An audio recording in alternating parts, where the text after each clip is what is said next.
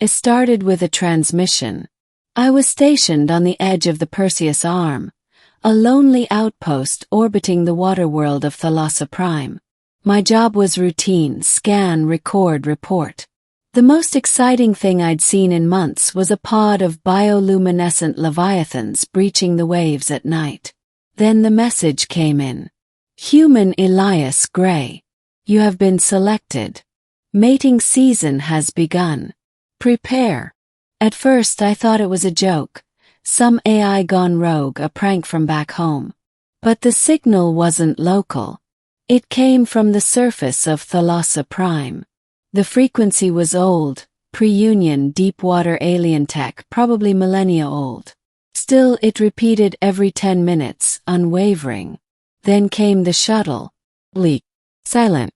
Bioluminescent veins running across its surface like glowing rivers. It docked without request. No weapons detected. Just waiting. Curiosity beat protocol. I stepped aboard. Inside, the air was thick, humid, scented faintly of salt and something sweeter, like citrus and ozone.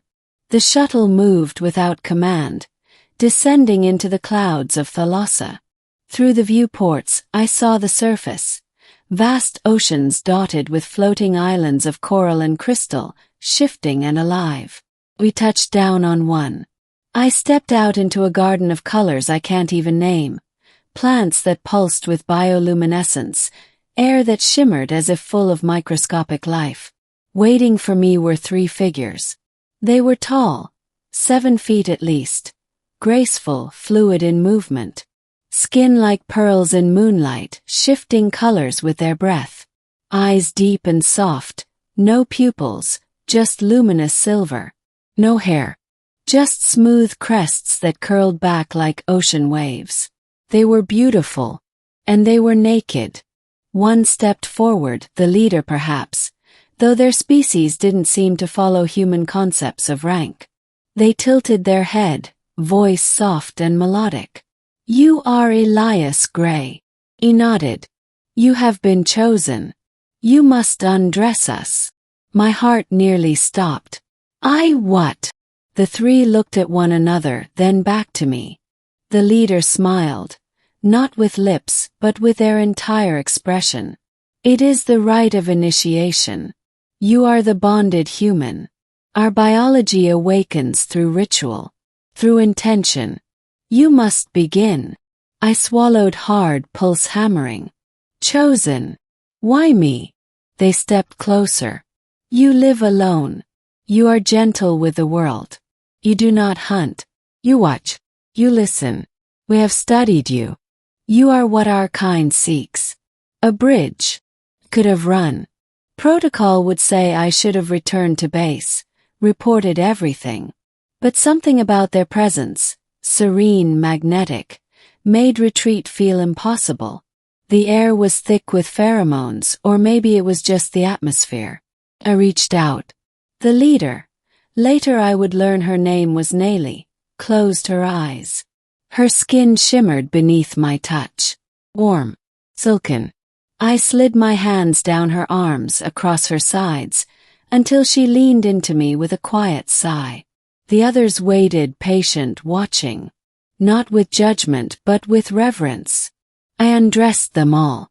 It was less about removing garments, there were none, and more about touch, about intention. Hands on skin, breath shared. As if my touch awakened something ancient inside them. When it was done, Nelly placed her hand on my chest. Now, human. It is your turn. They helped me out of my suit, not with urgency but ceremony. Every motion slow, symbolic. When I was finally bare, they surrounded me, their bodies glowing in synchrony. I felt like I stood in the eye of some spiritual storm. Nelly leaned close, her breath cool.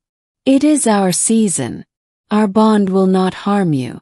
You must only allow. They guided me to the center of a circle of flowering vines.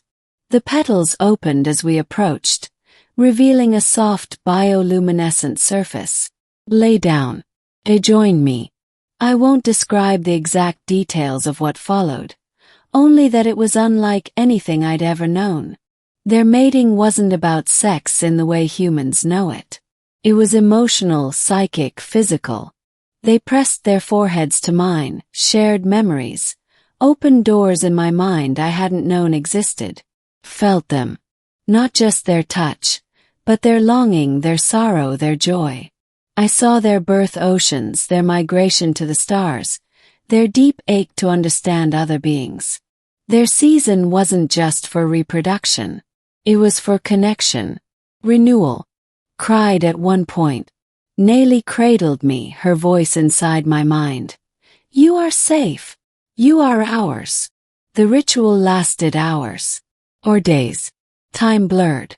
When I woke, I was alone, but not abandoned. My body tingled. My skin shimmered faintly with a silver hue. Felt different. Not just touched, but altered. A crystalline pendant lay beside me, humming softly with energy. Nelly's voice echoed in my mind. We cannot stay. Our migration begins with the tides. But you carry us now. You carry me. The shuttle returned me to my station, though I no longer felt like the same man who had left. My reports were vague. I left out the details. What could I say? That I'd been chosen by an ancient aquatic species to perform a sacred undressing ritual that merged mind and soul? They wouldn't believe it anyway. Weeks passed. I started dreaming of her. Of them. Of oceans that hummed with memory. Sometimes I'd find the pendant warm in my palm, pulsing with a rhythm that felt like a heartbeat. Then one night the stars shifted. I saw them leave. Bioluminescent ships rising from Thalassa's ocean, silent and breathtaking. One veered toward my station, hovered for a moment. A message blinked on my console.